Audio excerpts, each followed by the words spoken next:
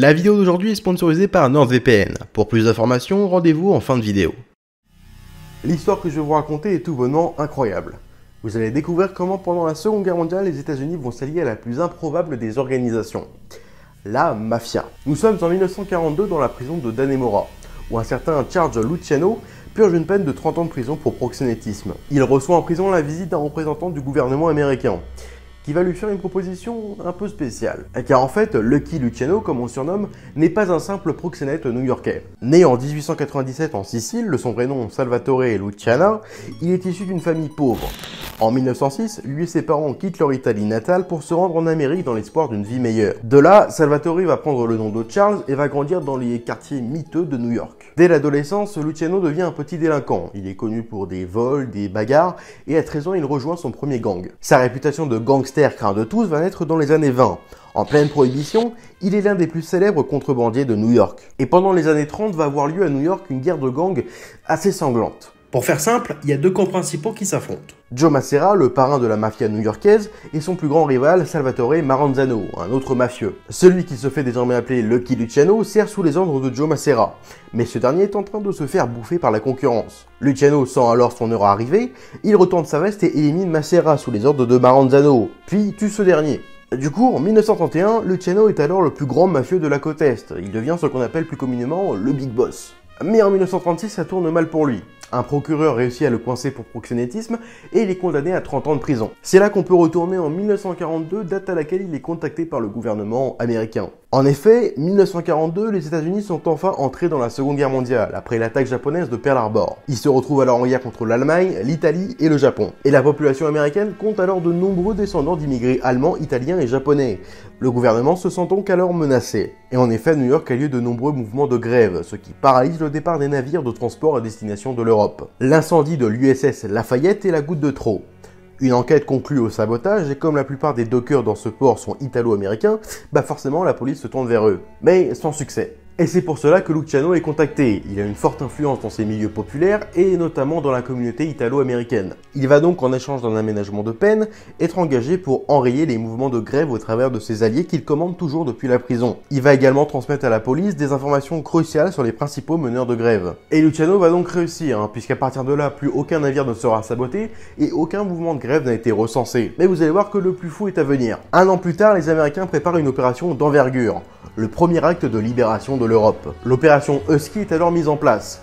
Le but ? Débarquer sur les côtes siciliennes. Pour que l'opération soit un succès, les Américains se retrouvent une nouvelle fois à devoir collaborer avec la mafia locale. Et c'est Luciano qui a de nombreux contacts là-bas qui va mettre la mafia sicilienne, une des plus redoutables au monde, en relation avec l'état-major de l'armée américaine. En effet, l'Italie est alors dirigée par Benito Mussolini, tout le monde le connaît, le grand copain du petit moustachu dont je tairai le nom pour ne pas me faire démonétiser. Bref, l'Italie est alors un régime fasciste, et donc privatisation de liberté individuelle, état policier, opposé au libéralisme, contrôle des armes, bref, tout ce qui va à l'encontre du business de la mafia. Car depuis Mussolini, la mafia est obligée d'opérer dans la clandestinité. Donc vous l'aurez compris, la mafia et Mussolini, c'est pas le grand amour du tout. Et dès que l'occasion s'est présentée, la mafia s'est retournée contre Mussolini. La mafia va alors fournir de nombreuses informations, des photos des ports, des plans détaillés de la région, donner les positions des soldats italiens et allemands, mais également fournir un appui logistique après que le débarquement ait eu lieu. Le 9 juillet 1943, les Alliés débarquent en Sicile et l'opération Husky est un succès. Luciano et les États-Unis se félicitent de ce succès, mais il reste en prison. Et du coup, grâce à son aide décisive, il va essayer de se faire libérer. Le gouverneur de l'État de New York décide de le libérer en 1946 à une condition. Il doit quitter et ne plus jamais remettre les pieds sur le sol américain. Chose qu'il fera, puisqu'il embarque pour Cuba.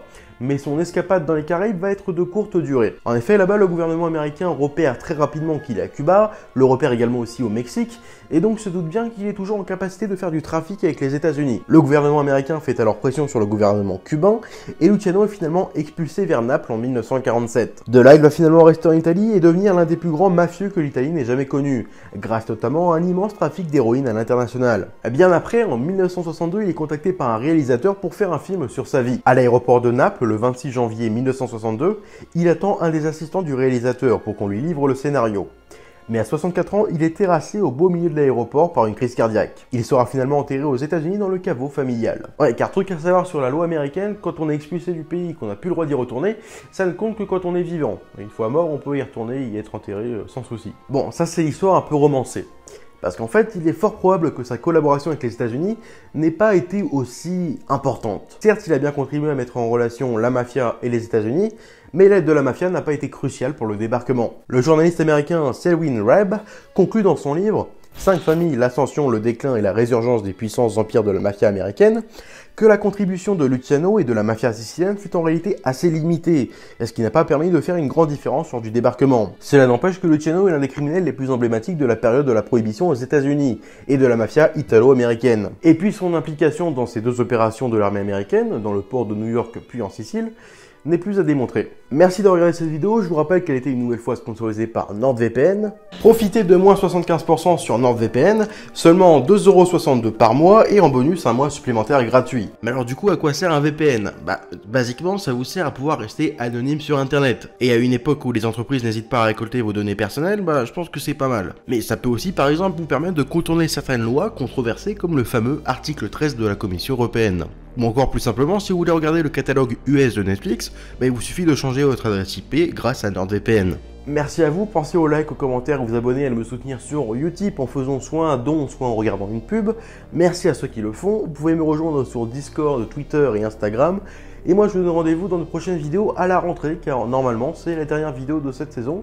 On se retrouve fin août, début septembre normalement. Du coup, passez un bon été.